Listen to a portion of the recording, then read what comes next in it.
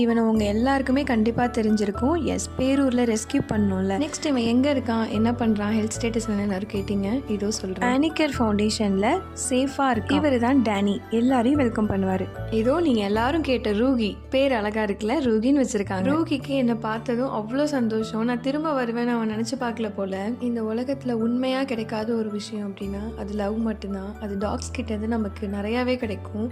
டாக்ஸை டாக்ஸாக நினைக்கிறவங்களுக்கு அது talk, but அது ஒரு உயிராக நினைக்கிறவங்களுக்கு அது ஒரு உயிர். அன்னைக்கு நான் ஒரு பாசிங் கிளவுட்ஸாக அவனை பார்த்துருந்தா இன்னைக்கு ரூஹி நம்ம எல்லாருக்கிட்டையும் இருந்திருக்க மாட்டான். அவன் கண்ணை மட்டும்தான் அன்னைக்கு நான் பார்த்தேன். என்னை விட்டு போயிடாதன்னு சொன்னான். நானும் அவனை விட்டு போகக்கூடாதுன்னு எல்லா ஸ்டெப்ஸுமே எடுத்தேன். என் கூட சேர்ந்து எல்லாருமே ரெஸ்கியூ பண்ணாங்க நிறைய பேர்.